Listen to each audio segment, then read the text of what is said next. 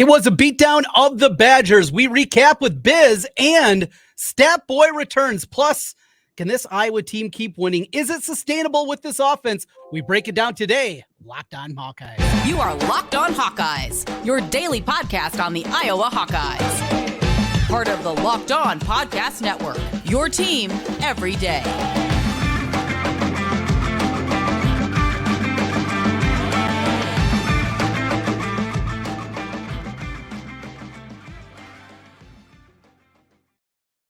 Hey, welcome in. I'm Trent Condon. That's Biz, and this is the Locked On Hawkeyes podcast. Thanks for making Locked On Hawkeyes your first listen every day. Available wherever you get your podcasts. You can also find us on YouTube. While you're there, hit that subscribe button. Helps us get in front of more Hawkeye fans. Today's episode is brought to you by Jase Medical. Empower yourself when you purchase a Jase case, providing you with a personal supply of 5 antibiotics that treat 50 plus infections.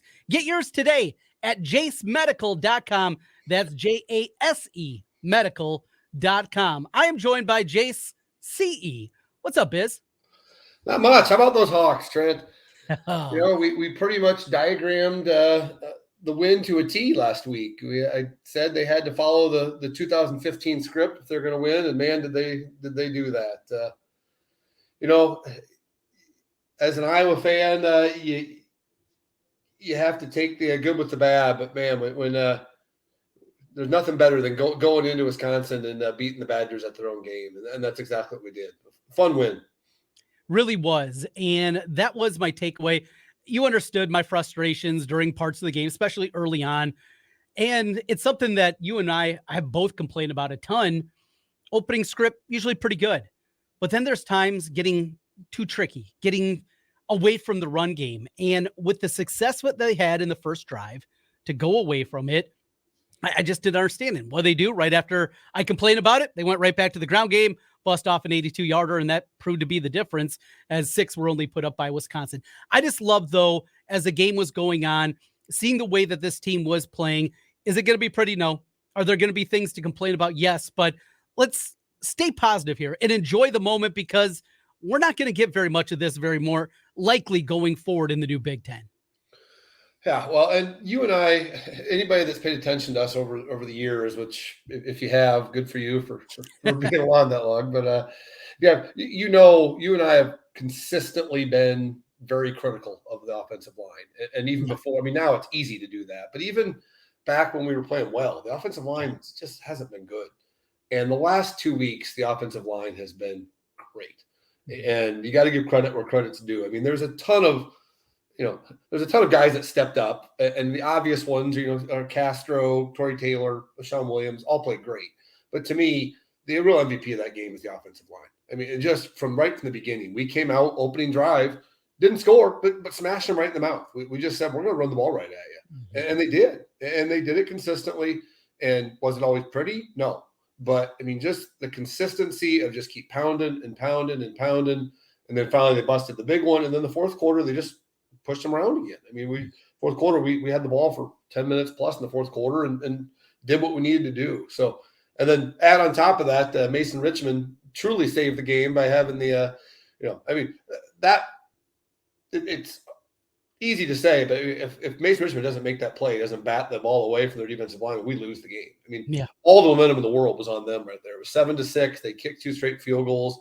They get that pick. They got the ball at the 20-yard line, 25-yard line. Instead, Taylor unleashes a 60-yard punt. They fumble it. They recovered at the 6, and the game is totally turned around. So credit to the O-line. We've been critical of them over the years, but, man, they were great on Saturday.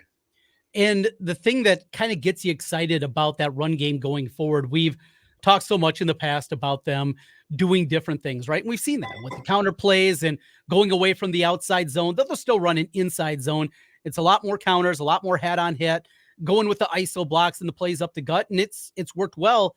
But you mentioned Mason Richmond. He hasn't been healthy, and maybe he's working his way back. Connor Colby just about sat out a game and almost another because of an injury. If those guys start to get healthy, certainly after this week with that bye week, just thinking what more this offensive line can be. And Rusty Feth, I know he doesn't grade out well at Pro Football Focus, but he just goes in there and he's a road grader. He's a tough guy, and he adds a little bit of toughness. I think something that they need up front. Yeah, I mean, they were, we talked about that. We always want to be the bullies of the Big Ten. And we talked about this last week. For the last decade plus, Wisconsin has clearly been that. And so to me, it was funny to watch because clearly we were the bullies of that game. But on the flip side, what the hell was Wisconsin doing? I know. I just don't get it. That game plan was awful. 14 of the first 17 plays were passing plays, 50 passes total. I mean, I don't get it. I mean, the best thing that happened to Wisconsin, honestly, is their starting quarterback got hurt. Because once they did that, then they started leaning on Braylon Allen a little bit. But before Mordecai got hurt, they were just going to put the game on his shoulders, and he was not ready for it. I mean, I don't understand what their game plan was at all. We're a team that teams have shown, Penn State, Purdue, Michigan State, all of them have had good success running the ball right at us. And Wisconsin should be the ultimate run the ball right at us. And they did. When they ran the ball, I mean, Allen averaged 5 yards a carry. They just didn't stay consistent with it. I kept waiting for them to be patient and just hammer out a 12-play, 65, 70-yard drive. They just refused to do it. So, credit to us. I mean, we stuck with the game plan. I thought I'm not sure what their game plan was. Apparently it was pass and pass some more on a cold 15-degree mile per hour wind day. I mean, I don't get what they were doing. If I was a Wisconsin fan, I'd be absolutely furious about Saturday. Well, and I've talked to a few Badger people in my life, a couple of family members, and not exactly pleased with that one. They knew the transition was going to be difficult, but they were hopeful with this game, how bad Iowa looked, that they were going to be able to get it done and kind of maybe use that momentum of a division championship in the last year of the West to catapult them going forward. I think they're still searching for answers. And the other side, defensively, that's another part. I understand Jim Leonard was not pleased that he didn't get the job, but losing him now down with Bielema at Illinois, I think that's one going to linger for a while too, because they were just special on that side of the football with what they did in the 3-4.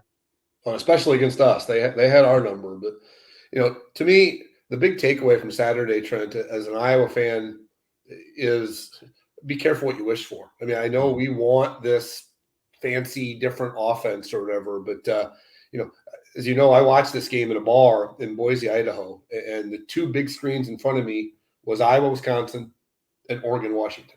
And it's like watching two different sports. I mean, but Oregon and Washington and USC and UCLA all are going to bring in a spread it out, aggressive offense. And Wisconsin is now trying to do exactly what they're doing. And to me, it's as simple as if you're in Iowa or Wisconsin or Minnesota, you got to look in the mirror and be like, what's our better chance to be successful in the new Big Ten? Is the better chance to try to outdo those teams at what they already do, or punch them in the mouth and be the more physical team? And, I'm not – in Wisconsin, I like Luke Fickell. I think Wisconsin will be successful. But I really question their strategy of let's try to do the same thing Oregon and Washington and those teams are doing and do it better, because they're pretty darn good at what they're doing out there. And to me, you don't have to look any farther than the Notre Dame USC game to see. I mean, USC is not ready for the physicality of the Big Ten right now. And I'm not sure Oregon or Washington is either. I mean, I'm not saying we're going to beat those teams consistently, but I think we have a better chance at beating those four teams by being more physical than to try to beat them at their own game. And that's what you saw on Saturday is we were definitely the more physical team. And I mean, obviously we've got to get a lot better in a lot of different ways to be competing against any of those teams next year. But I don't think we need to make wholesale changes. We don't need to bring in the air raid. We don't need to do anything else. I mean, that showed on Saturday. When we get the offensive line going and we're a physical team, that to me is our best chance of being successful in the new Big Ten. Well said. We continue on the Locked On Hawkeyes podcast. It is the return of Stat Boy. Biz put him to work with a couple of nuggets for us coming up this week. We will get into that, plus our picks presented by FanDuel. We'll do that as we continue here in a moment. Today's episode of the Locked On Hawkeyes podcast is brought to you by Jase Medical. There's a lot of uncertainty in the world today, and it's important to be prepared. Here in the state of Iowa, we certainly know about that. Eastern Iowa dealt with the derecho a couple of years back, tornadoes, all kinds of things that can happen. And it can lead to supply chain shortages for medications or the inability to get medications in a timely manner. The Jase case is a personalized emergency medication kit that contains 5 essential antibiotics that treat the most common and deadly bacterial infections. You can also customize your case and add additional life-saving medications based on your unique needs. Jase Medical now offers customizable with your Jase case. The customization is incredible. Dozens of add-on medications for you, depending on what is happening for you and your family. Jase is continually working to expand their medication offerings.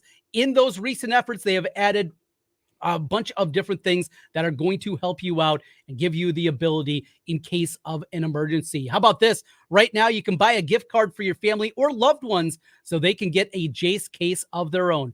Go to jasemedical.com and enter code LOCKEDON at checkout for $20 discount. That's a $20 discount on your order with the promo code LOCKEDON with Jase Medical. Locked On is the promo code, jasemedical.com. That's JASE medical.com. Today's podcast also brought to you by FanDuel and the FanDuel Sportsbook. Time to snap into action this NFL season with FanDuel. It's America's #1 sportsbook. Right now, new customers get $200 in bonus bets guaranteed when you place a $5 bet. That's $200 in bonus bets, win or lose. If you've been thinking about joining FanDuel, there's no better time to get in on the action. So much going on the app. Of course, the point spreads. You look at this week with the Iowa-Minnesota game, the Hawkeyes favored by 3.5. You can play that total. That is now ticked down to 31.5. Also on FanDuel, they got player props, over-unders, all kinds of things that you can jump aboard the future market, including, well, I will win the Big Ten West. Visit FanDuel.com/LockedOn and kick off the NFL season. FanDuel, official partner of the NFL. Trent and Biz back with you again on Locked On Hawkeyes. Thanks for making Locked On Hawkeyes your first listen every day. All right, Biz. So you put Stat Boy to work. For people maybe new to the show, don't know Stat Boy. Stat Boy is another guy of our tailgate group, another guy from Osage that is, we'll say, I don't want to say deeply analytical, but he loves numbers. He likes legal pads. He likes writing things down. And he basically does all of our fantasy and our pools that we do because he likes that stuff, right? Yeah. I mean, basically, for people that don't know, I mean, he's basically, if you watch any of the Saturday morning shows, he's basically our Bear or our Stanford Steve. I mean, yep. He's the brains behind the operation. So when we need to actually, you and I can just jabber away, but we need actual info and actual stats to back up stuff. You got to turn to Stat Boy. So big win. Figure it deserves a big celebration. So I gave Stat Boy 2 questions, and as always, he took 2 simple questions and brought him into 20 minutes worth of info. So we'll start with part 1, Trent. Simple question to him. Our last 2 wins, how many completions have we had each game?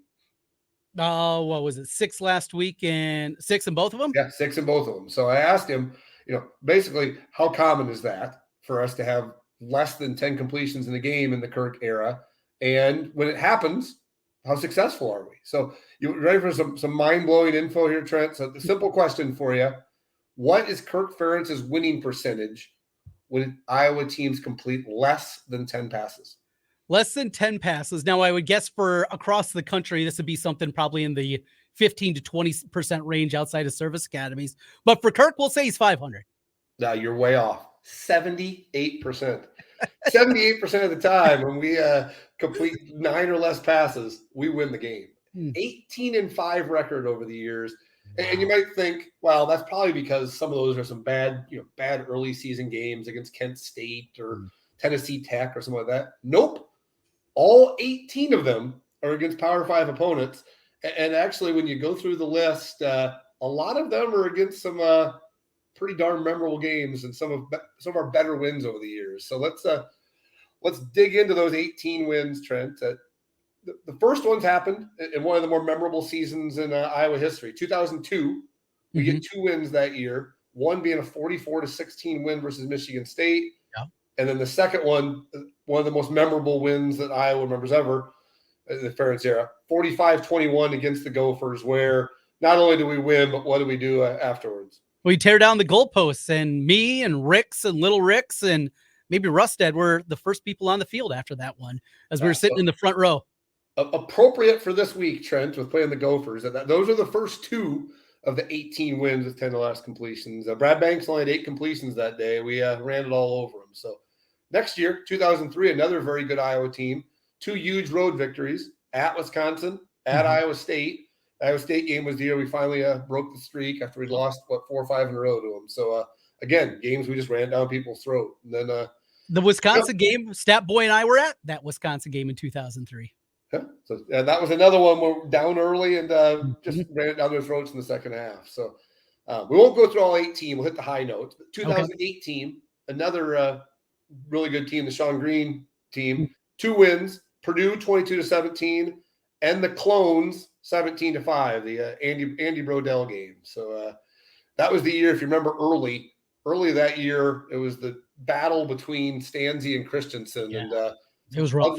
Ugly passing early in that year before Stanzi finally took over. So jumping ahead, 2013 and 2015, 2 different road wins at Nebraska. We pull off road wins with less than 10. 2016, we go to Illinois and win, and the 14-13 miracle against Michigan with the kick at the buzzer, less than 10 completions. Wow. And then the last one before the 2 in a row is important because we circle back to the Gophers. 2020 at Minnesota, the leave the timeouts, take the pig game. Where we won 35-7, but it should have been 35-0 if it wouldn't have been for your boy PJ Fleck burning his timeouts at the end. So, that was a fun one. Yeah, so some legit great wins over the years. The flip side of it, Trent, we'll talk quickly about the 5 losses because boy, when we've lost, they have been bad losses. So the 5 losses, 1999, the Nick Saban Plaxico 49-3 game. That was a long day at the Vine day that day. That game could have been 100-3 if Nick Saban wasn't kind to us that day. But then the other 4, 2004, the disaster in the desert against Arizona State. 2010, bowl game versus Florida, we lose 30-3. 2017, the debacle in Wisconsin where we lose 38-14, and the only 2 scores were what? Joshua Jackson pick 6s. Yep. And then just 4 weeks ago, Penn State 31-0. So yeah, when it goes bad, it goes really bad. But for the most part, when we complete 10 passes or less, it's not necessarily a bad thing. It usually means we found a way to put some points on the board by dominating the running game. And that was the case on Saturday. So 78% of the time, pretty amazing. If that's not your most Iowa stat of all time, I don't know what is. Thank you to Stat Boy for that. We'll be tweeting that one out here a little bit later on. That is unthinkable. It really is unthinkable to have that kind of record. What is it? 10 or less than 10? Less than 10. So 9 or less. So 9 or less. 9 completions or less. Single digit. The amazing thing is most of those games, these weren't 10-6, 7 games. We put up a lot of points in some of these games. We put up 40 plus in like 4 or 5 of these games. So, when things are clicking and we have a dominant offensive line, that's when Iowa football is at its best. And I'm not even remotely close to saying we have a dominant offensive line right now. Yeah. But we'll talk about this a little bit later. But if we have any chance of going 5-0 down the road, it's got to be on the shoulders of our offensive line. They've got to play like they have the last 2 weeks, and they've got to continue to take those steps forward that we've seen those last 2 weeks. All right. So number 1 down, and that was an incredible one, but Stat Boy wasn't done. You put him to work again. Yeah. Number 2, I asked him a simple question, Trent. To me, this year is starting to become, you and I are both Seinfeld fans, and it's starting to become the bizarro 2004 year. Yeah. Remember 2004 was the year of the airbag, which remember what it stood for? Angry Iowa running back hating God. Yep. So I saw somebody tweeted out that this year is the acronym is AITEHG, which would be Angry Iowa Tight End Hating God. There's really it doesn't roll off the tongue like airbag, but whatever it is, AITEHG. But I put Stat Boy, asked him to go in the time machine and find me some info on 2004. And there's a couple really good things. Again, for those that don't pay attention to Iowa football the way that you and I do, 2004 was an insane year because we won the Big Ten, but we were awful a month into that season. I was at the disaster in the desert where we got absolutely destroyed, and I was at the game follow-up game at Ohio State where we got absolutely destroyed as well. The Michigan game, right? Michigan game where we got absolutely destroyed. And Drew Tate lost took his helmet and spiked it. And yeah, we were 2-2 at that point. Drew Tate was a brand new quarterback, and I think people were ready to question whether we would even whether we win the game that year. Was it Eric McCollum? Was he the backup at the time, the South Carolina kid? Yep, because he came in a little bit in that game, and he was. The reason I know that is because the rushing statistics, he was on there today, so I saw that. Nice. But the big story about that season is we found a way, and that's what we're doing here. But we found a way the completely opposite of what we're doing now. That team couldn't run the ball at all, and the stats are amazing. If you haven't seen it in a while, we averaged 72 yards a game rushing that year. We averaged less than 2 yards per carry. Ooh. And our leading rusher that year was? Sam Brownlee. Can you guess how many yards Sam Brownlee had that year as our leading rusher for the season? 212. You're close. 227. 227. For the year. Obviously, this year, like I said, Bizarro 2004, we can't pass the ball at all. We're setting records on the passing side. But the big story, the big parallel between the two is the injuries. Can you name, there were 6 different running backs that got injured that year. Can you name at least 4 of the 6? Jermel Lewis, who I was expecting a big breakout. Albert Young. Yep. Young was the initial starter, ACL.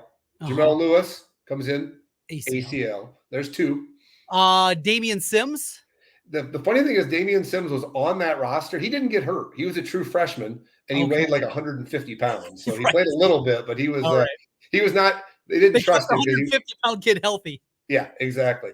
So, but yes, he was on the roster. He did not get hurt. He was the one that stayed healthy along with Sam Brownlee. Well, I remember the fullback was Aaron Mickens, and we were at the game at Illinois that year. He had to get carted off. Concussion. Yep. Yeah. He got knocked out. So that's 3. All right.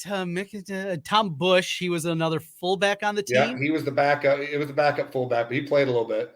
The kid that Simmons, Marcus Simmons. Marcus Simmons had an ankle injury that kept him out for a while. He also, stat boy with the gem here, he also almost got suspended because he got arrested during the year. Do you remember what the arrest was for?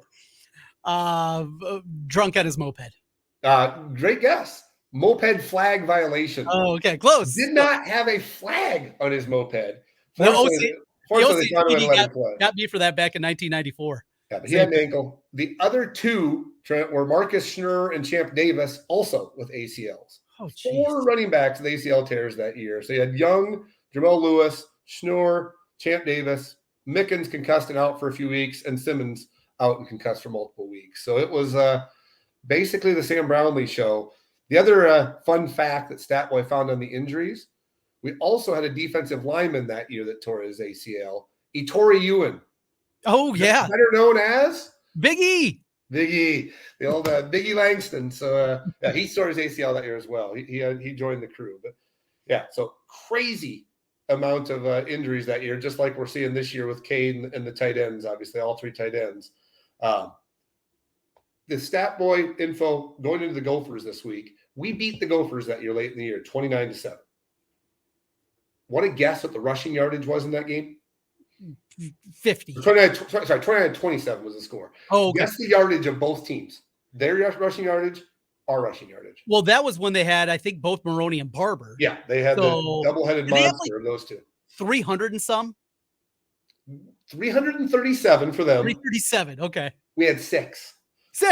337-6, and we found a way to win the game. So feels pretty similar to Saturday with 37 yards passing, and you find a way to win the game. So. And I believe that was the game that Greenway had the tackle for loss and made their field goal a little bit longer. Yep. That would have beat us, and we did the hokey pokey in the Metrodome on our way out after pulling out that victory. Yeah, so a lot of similarities between that Bizarro 2004 team and this 2023 team. Of course, the 2004 team found a way to get all the way to a Big Ten title.